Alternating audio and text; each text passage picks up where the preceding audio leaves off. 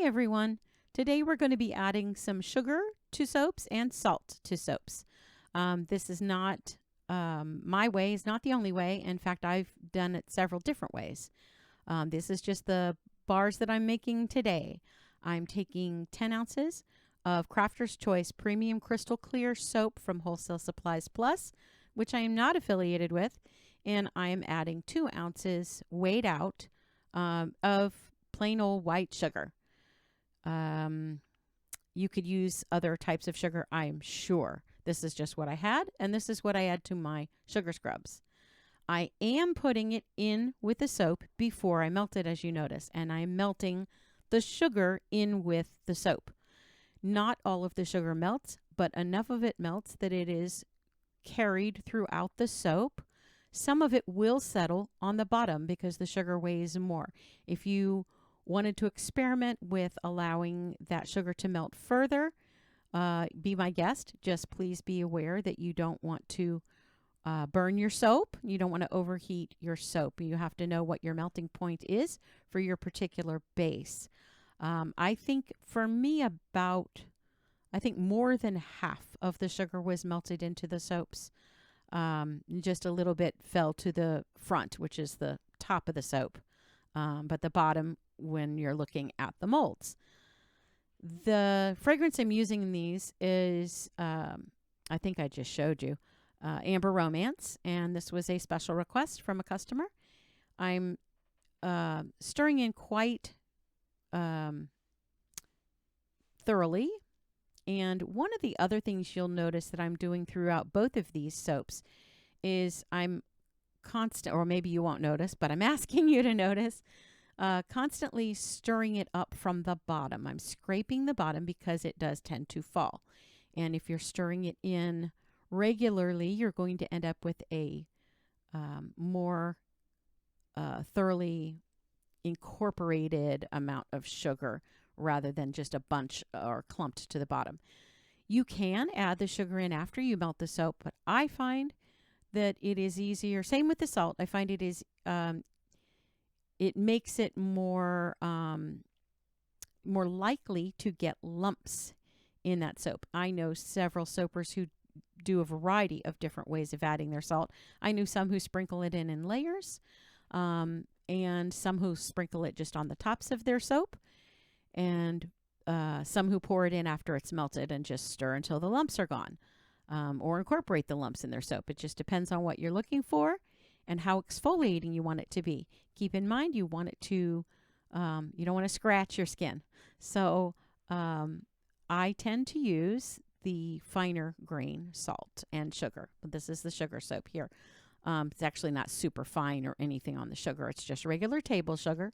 And I added Sparkle Sunshine from MICAS, which I am affiliated with, and there is a link in my description, and I would get a small percentage of your purchase if you purchase through my link without it costing you any additional money, and I appreciate those of you who have used that link. I was hoping there when I added the 2 ounces of sugar to the 10 ounces of soap, I was hoping there was just enough. I may have even added not quite half an ounce, but a little bit in there just to give enough to have a sample, because I want to also, at the end of this, I want to show you that you can still get a really decent lather from these soaps. There's a lot of information flying around that it compromises the lather. Well, it does. So you have to be careful with how much you use and how you use it. I won't say it necessarily compromises. It changes the lather. If you are used to using a very bubbly type of soap, it's going to make those bubbles smaller. But it also changes the feel. And let me jump real quick to what I'm doing on screen. I'm adding a little bit more than a teaspoon, kind of a rounded teaspoon, maybe a teaspoon and a quarter of salt, sea salt, fine grain, to 12 ounces of soap. And I'm using 12 ounces of soap in this one because I'm not adding as much salt. I'm not adding enough salt to make up the difference in volume. You absolutely can. I have made soaps with a lot of salt in it. Just depends on the feel and the look you want. One word of warning on these is you do risk having a lot more glycerin do if you add a lot of salt. Doesn't mean it isn't doable. It's just you have to be cautious about it. Make sure you're willing to spray them down and put them in front of a fan to help try to avoid that. Also, make sure you're constantly checking your temperature. The melting temperature of your base is very important. You don't want to go far above that. You can go above it, but one of the things to be aware of with salt is it's going to raise your temperature faster. So you'll see as I'm stirring here, yes, I did microwave it with the salt right in it. And I did, with this one, I added the mica in with the salt as well. And I just wanted you to see that that is an option. I may have shown this to you before. It is an option to microwave your mica right in as you are melting your soap. It's another way, yet another way to, there was that little lump I just was talking about or was going to talk about. And just showing you, I'm allowing the heat of the soap to finish melting that because it will. It's pretty hot right now. It's not at a burning temperature. I don't remember what it was here. But it just, salt makes it hotter faster. So just be aware of that and keep not only an eye on your thermometer, but an eye on leaving a few little lumps in is always good. Just little ones as you're adding your other ingredients and stirring your salt in thoroughly.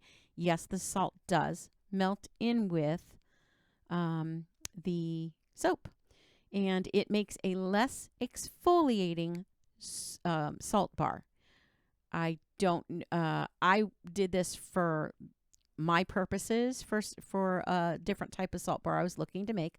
I've done many where I don't necessarily melt the salt in. I'm just incorporate it in and try to stir out the lumps, or incorporate it in before I melt it, but just really cautious with the temperature and not necessarily melting the salt.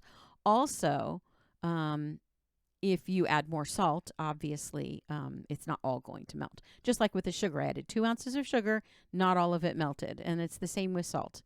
If you add that, if you add a larger amount, it's not going to melt as easily. But these salt bars, they pretty much all melted in. Oh, the fragrance oil with this one.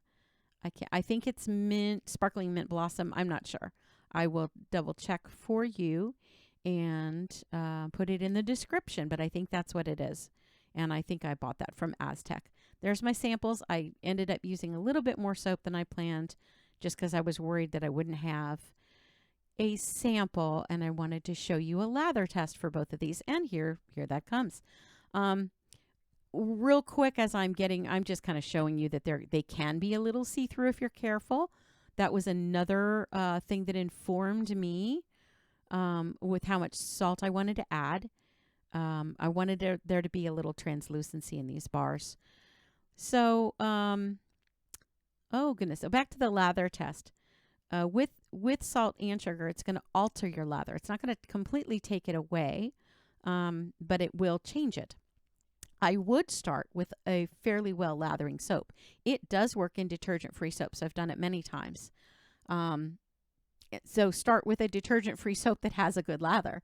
And I don't know all of them. I haven't tried all of them. But I do know that Wholesale Supplies Plus detergent-free soaps, again, not affiliated, I just like their products, they lather quite well. And even when you use additives. And this is the start of an entire series I'm doing on additives. We're going to kind of talk through a few at a time, a few different ingredients you can add at a time, and then some that you possibly shouldn't be adding, and some that we're not sure of. We're going to do some experiments and hopefully address some of these questions. But, oh, I dropped this. I was just trying to show the look of them, I guess, is what I was doing there. And then I do my lather test. I have to say, I love using these. I love using salt bars. I love using sugar bars, sugar soaps. You can add, there's a recipe, I think it's on the Wholesale Supplies Plus website. Look at that lather. That's pretty good. I know there's not a lot of salt in that, but my salt bars that I use and make that have a lot more salt in them also lather this well, even better. Sometimes it depends, I guess, on the soap it's in. But the thing I wanted to mention about this lather is you notice the bubbles aren't quite as big as some of the soaps, but look, they're a little finer. It's very foamy. I wish I could, just like we want smell-o-vision, I wish there were feel-o-vision or something so you could see what it feels like on your own skin. And I know that always varies. What feels good to somebody may not to somebody else, but that's a pretty good lather, and it's soft. The lather, when both of these types of soap, salt and sugar, when you lather them up, it changes the feel, at least to me. And now my skin is really sensitive, so maybe I'm sensing something that some of you might not. But it's a softer lather to me. Very soft, very velvety, and feels great on your skin, or does on mine. And I love to use them. So a rinse is so nice and clean. I do lather quite a bit with them.